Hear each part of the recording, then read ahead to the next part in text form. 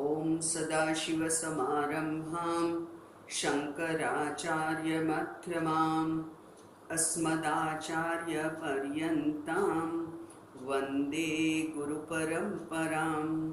श्रुतिस्मृतिपुराणानाम् आलयं करुणालयं नमामि भगवत्पादं शङ्करं लोकशङ्करं। शङ्करं शङ्कराचार्यं केशवं बादरायणं सूत्रभाष्यकृतौ वन्दे भगवन्तौ पुनः पुनः। ईश्वरो गुरुरात्मेति मूर्तिभेदविभागिने व्योमवद्व्याप्तदेहाय दक्षिणामूर्तये नमः। दयाकरं दयाकारं दान्तं धर्मप्रवर्तकं प्रणमामि दयानन्दं मदाचार्यवरं परम्। ॐ सहनाववतु सहनौ भुनक्तु सह वीर्यं करवावहै तेजस्विनावधीतमस्तु मा विद्विषावहै। ॐ शान्ति शान्ति शान्तिः। हरिः ॐ श्री गुरुभ्यो नमः। हरिः ॐ।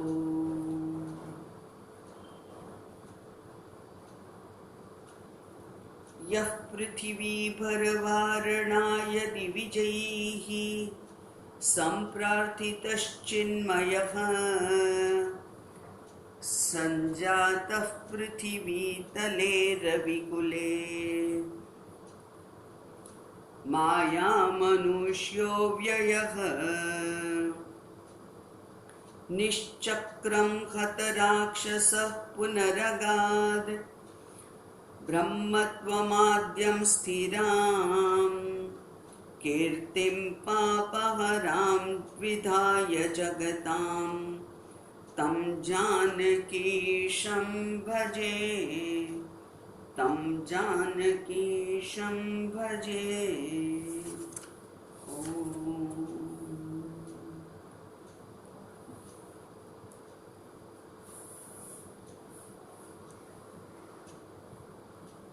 છેલ્લે આપણે જોયેલું રામઃ ન ગચ્છતિ ન તિષ્ઠતિ નાનુશોચતિ આકાંક્ષતે ત્યજતિ નો ન કરોતિ કિંચિત।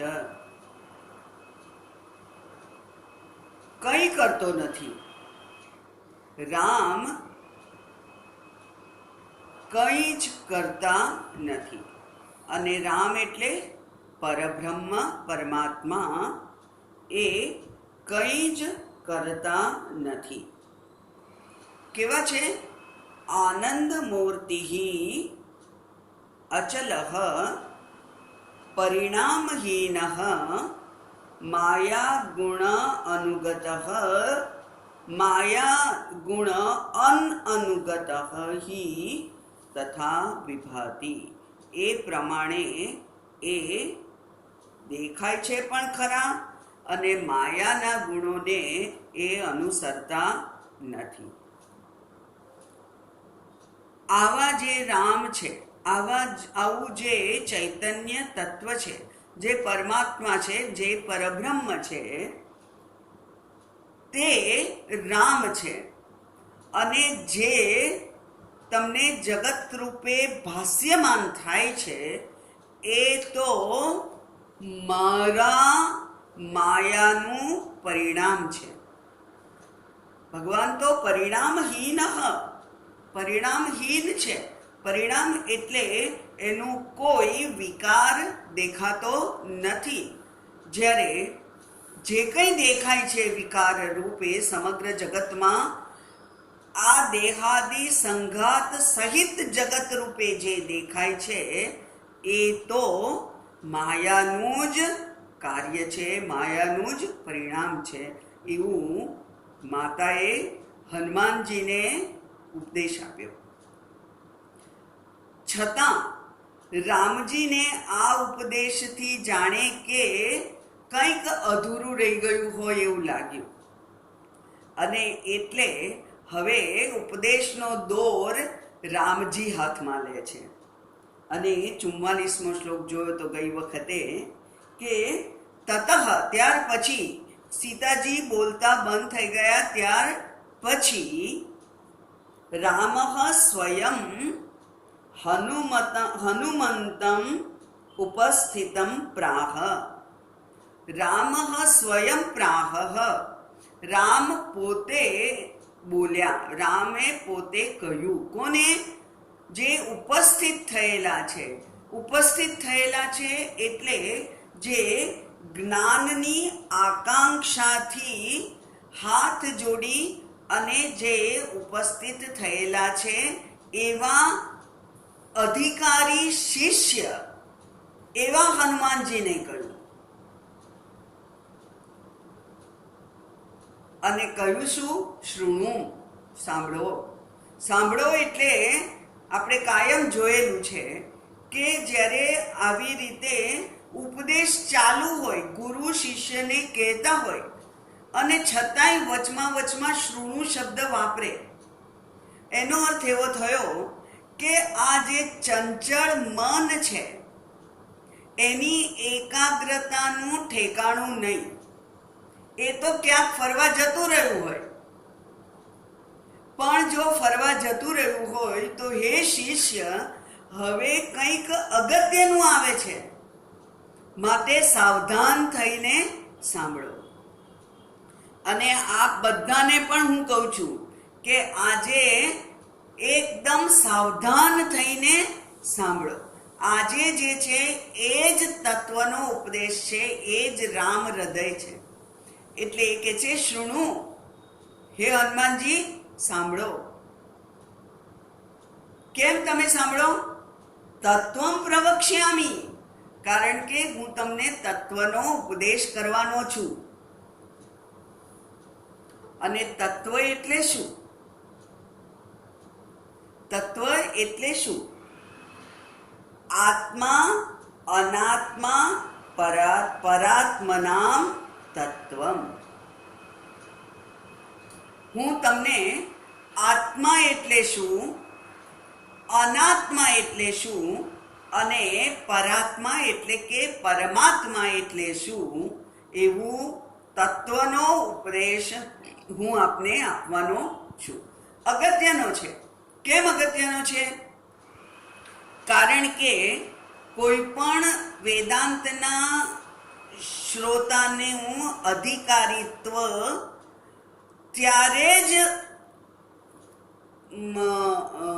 ત્યારે જ પ્રસ્થાપિત થાય છે જ્યારે એ આત્મા અને અનાત્માનો વિવેક કરી શકે. આત્મા અને અનાત્માનો વિવેક કરી શકે એ જ આ તત્વને સમજી શકે. અને એ હું તમને કહેવાનો છું આજે.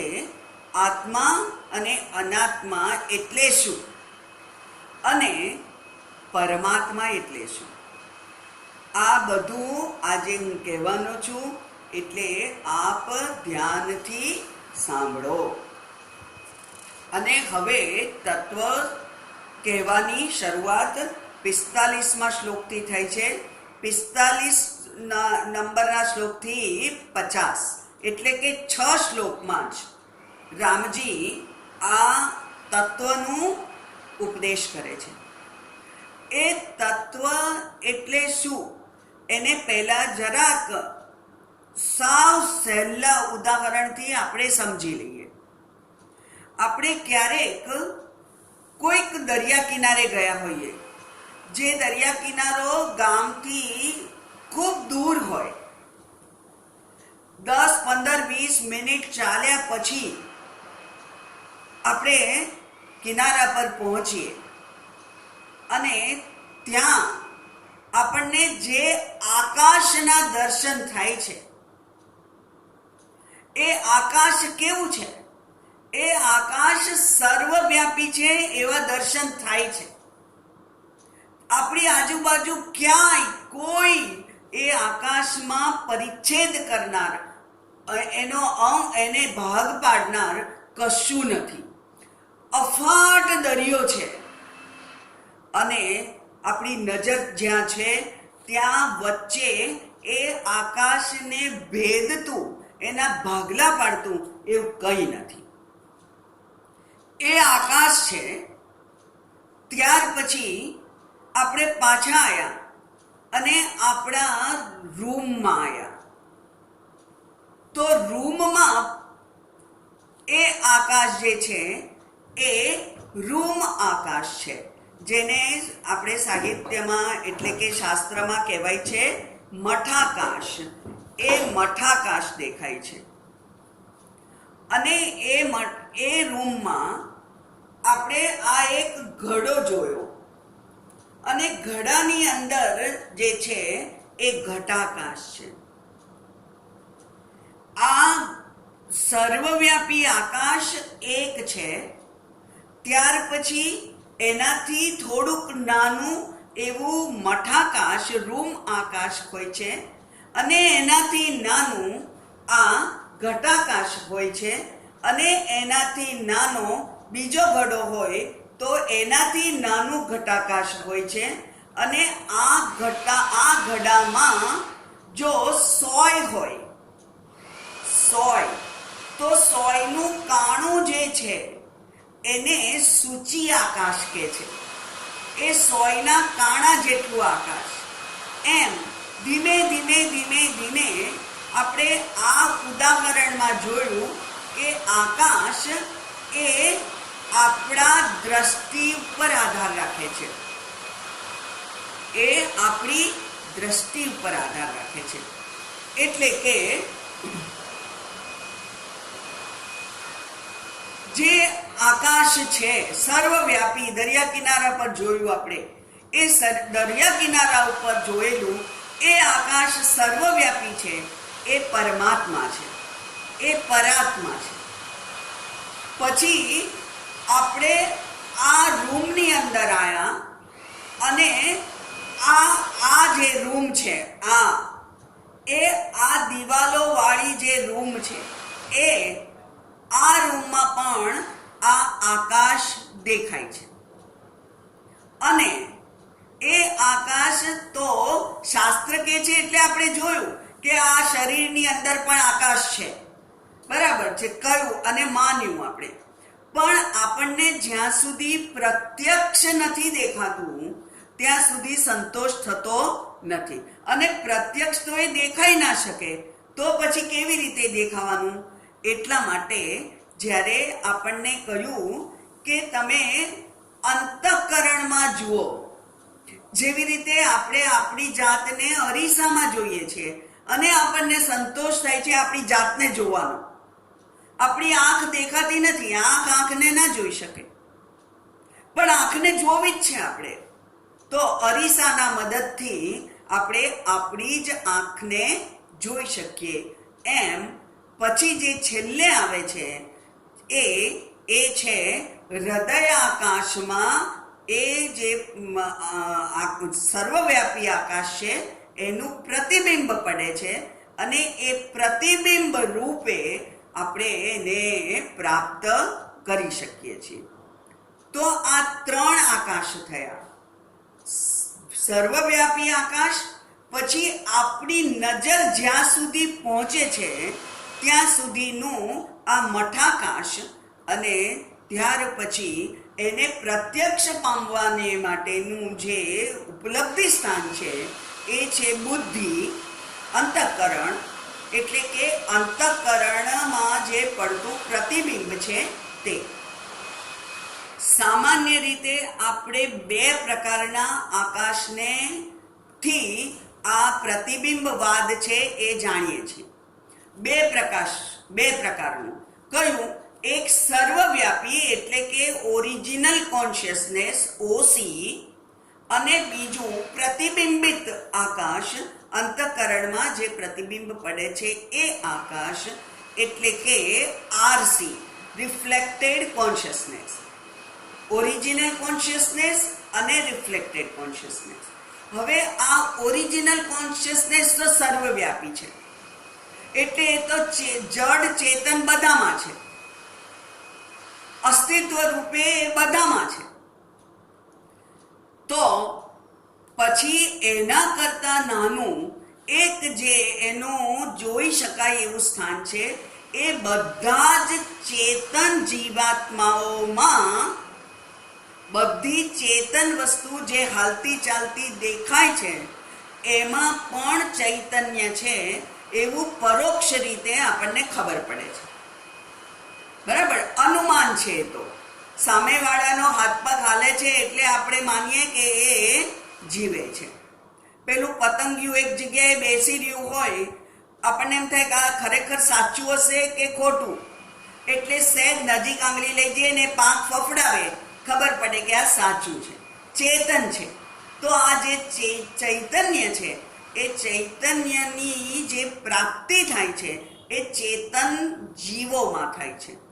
અને ત્રીજું, એને ઇન્ટિમેટલી જાણવા માટે તો અહમ રૂપે જ જાણવું પડે.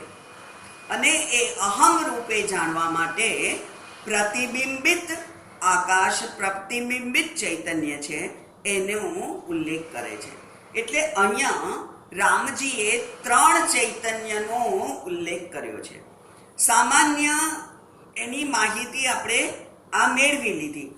હવે આ શ્લોકમાં શું કહે છે એના ઉપરથી આપણું જે ચર્ચા છે એ થોડીક આગળ ચાલશે. અને એ ચર્ચા આપણને આ જે આત્મા અને અનાત્મા છે એના ભેદ વિશે, આત્મા, અનાત્મા, પરમાત્મા, એના વિશેની બરાબર સાચી ટૂંકાણમાં જ સમજણ આપશે. કારણ કે 6 જ શ્લોકમાં એ બધું કહી દે છે. આખું વેદાંત શાસ્ત્ર જે આપણા માટે અગત્યનું છે. આપણે તો શું જાણવું છે? અહમ બ્રહ્મ અસ્મિ એટલું જ જાણવું છે. અને એ જાણીએ એટલે તો જાણે કે બધું જાણી લીધું છે, જ્ઞાની થઈ ગયા. એટલે અહીંયા હવે આ જે ઉદાહરણ આપણે આકાશનું લીધું એ જ અહીંયા ઉદાહરણ આપે છે જલાકાશથી. બરાબર, એટલે શ્લોક વાંચીએ 45મો.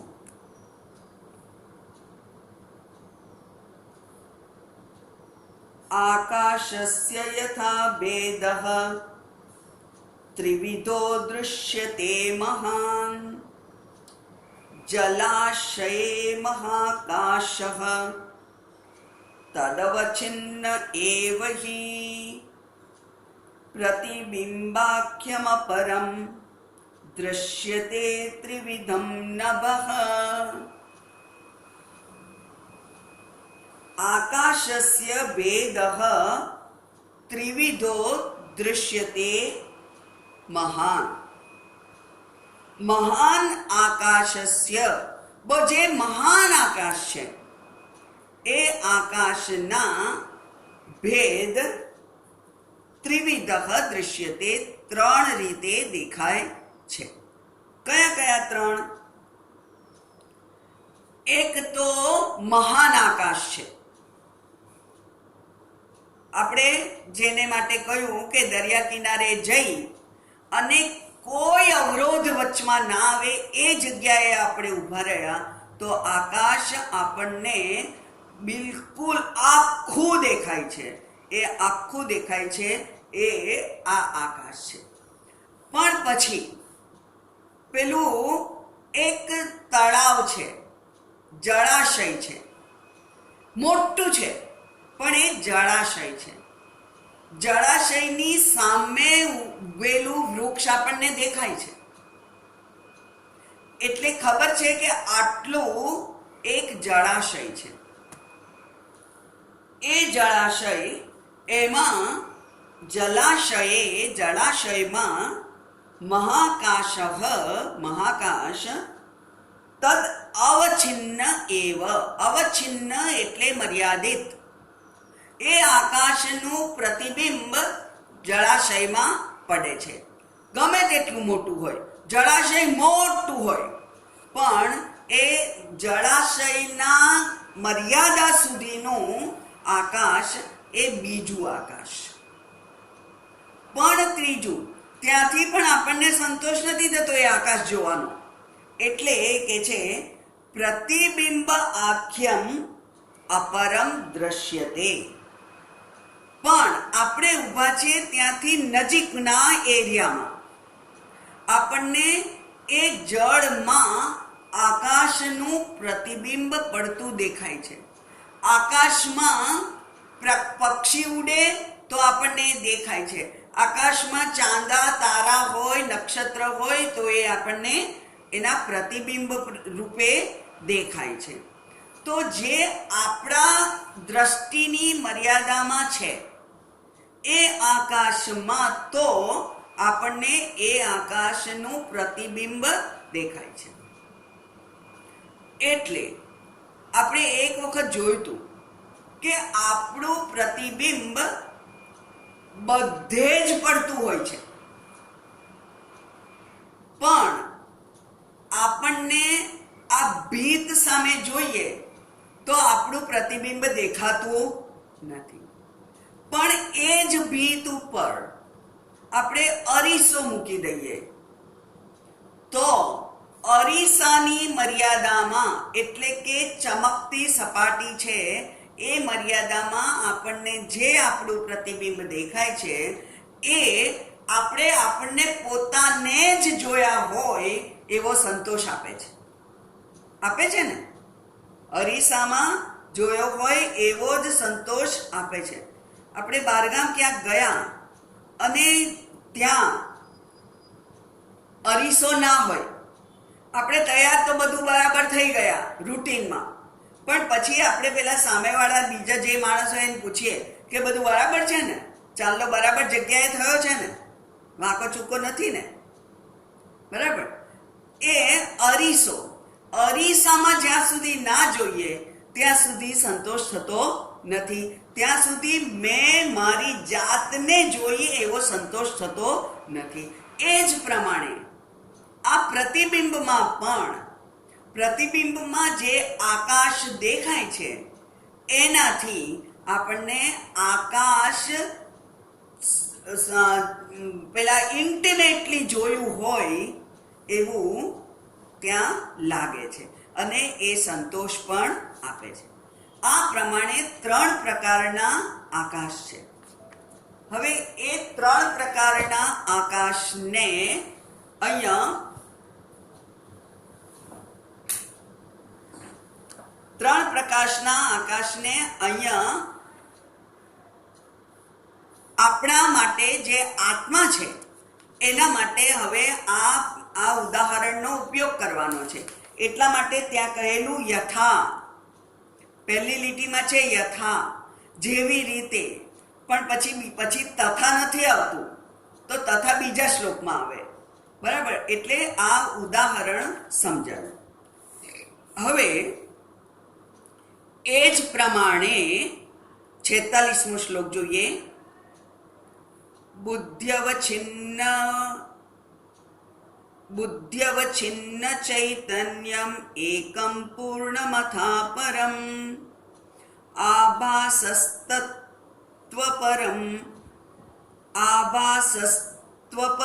બિંબ ભૂતમેવં ત્રિધા ચિતિઃ. બુદ્ધ્યવચ્છિન્ન ચૈતન્યમ એકમ પૂર્ણમથા પરમ આભાસસ્ત્વપરમ બિંબ ભૂતમેવં ત્રિધા ચિતિઃ.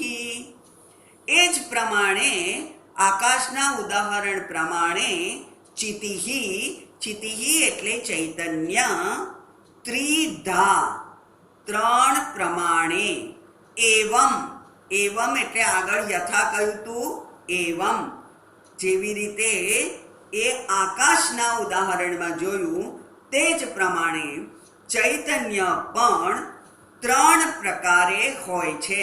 ત્રિધા 3 પ્રકારે હોય છે. ધા શબ્દનો અર્થ વ્યાકરણમાં થાય પ્રકાર, એટલે ધા પ્રકારે એવું ગોખવાનું હોય. આપણે કહીએ છીએ દ્વિધા, દ્વિધા છે, બે વસ્તુ છે, આપણે નિર્ણય લઈ શકતા નથી. ત્રિધા, ત્રણ વસ્તુ છે, નિર્ણય નથી લઈ શકતા. અનેકધા, અનેક વસ્તુઓ છે, બરાબર. ધા એટલે પ્રકાર. ત્રિધા ચિતિહિ, ત્રણ પ્રકારે ચૈતન્ય હોય છે. કયું ત્રણ પ્રકારે હોય?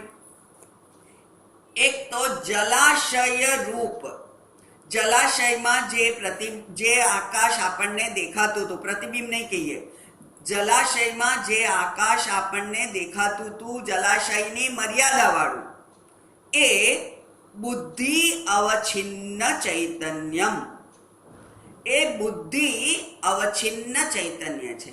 બુદ્ધિની મર્યાદા જેટલું ચૈતન્ય, બુદ્ધિ જ્યાં સુધી વિચાર કરી શકે તેટલું જ.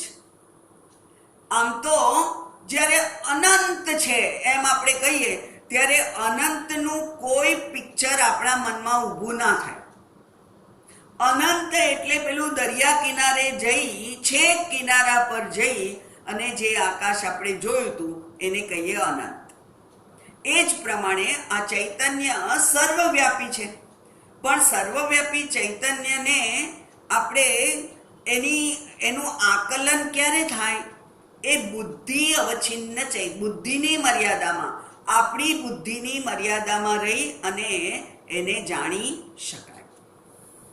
એટલે બુદ્ધિ અવચ્છિન્ન ચૈતન્યમ. પછી બીજું જ એ એકમ, એક છે. ત્યાંથી પૂર્ણમ અથવા અપરમ. અપરમ એટલે અહીંયા બીજું. અપરમનો અહીંયા અર્થ દૂર એવું ના થાય. અપરમનો અર્થ થાય બીજું, સેકન્ડ. પૂર્ણ, અને પૂર્ણ કેવું છે? બિંબભૂતમ. જે બિંબભૂત છે એ પૂર્ણ છે, એ બીજું. અને ત્રીજું આભાસઃ તુ અપરમ. અને અપરમ ફરીથી એનાથી બીજું એ આભાસ છે. આભાસ એટલે પ્રતિબિંબ, એટલે એને આભાસવાદ પણ કહેવાય છે, પ્રતિબિંબવાદ પણ કહેવાય છે શાસ્ત્રમાં. તો આ આભાસ છે, પ્રતિબિંબ છે, એ ત્રીજું. એમ કરી અને ત્રણ આકાશ થયા, ત્રણ ચૈતન્ય થયા. સર્વવ્યાપી ચૈતન્ય પરમાત્મા, બુદ્ધિ અવચ્છિન્ન ચૈતન્ય જીવાત્મા, અને પ્રતિબિંબિત ચૈતન્ય એ પ્રત્યક રૂપે અહમ, એ ત્રીજું.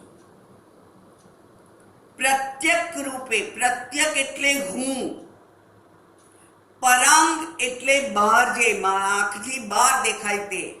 પ્રત્યક એટલે આંખથી અંદર જે દેખાય તે, એટલે કે હું.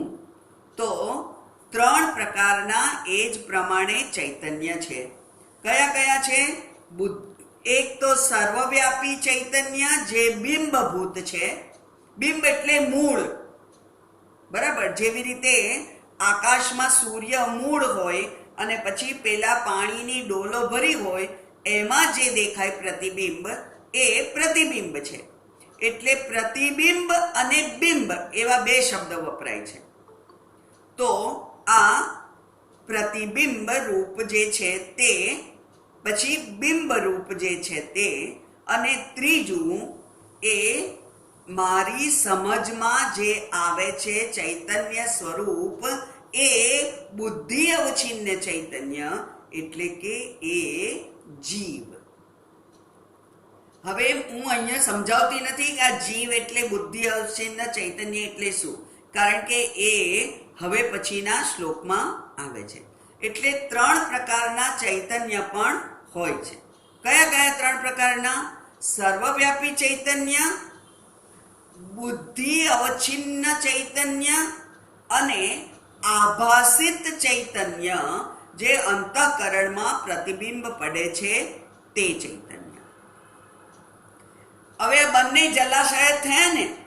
જુઓ, અહીંયા પાછું એ સમજવું જોઈશે કે જલાશય મોટું હતું અને એમાં આપણે તારા ચંદ્ર વગેરેના પ્રતિબિંબ આપણી દ્રષ્ટિ જ્યાં સુધી જાય એ મર્યાદામાં જેટલું પ્રતિબિંબ થતું હોય એટલું જ આપણને દેખાય. બરાબર? એટલે બુદ્ધિ એ આખું જલાશય કવર કરે અને અંતઃકરણમાં જે પ્રતિબિંબ પડે છે એ પ્રત્યક્ષ સ્વરૂપ પ્રતિબિંબ.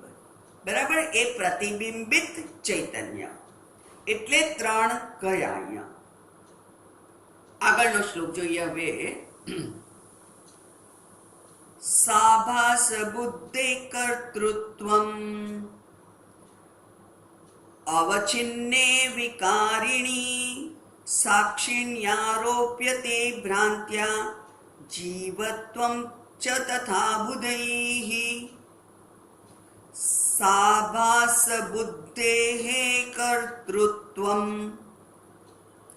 અવિચ્છિન્ને અવિકારિણી સાક્ષિણી આરોપ્યતે ભ્રાંત્યા જીવત્વં ચ તથા બુધૈઃ.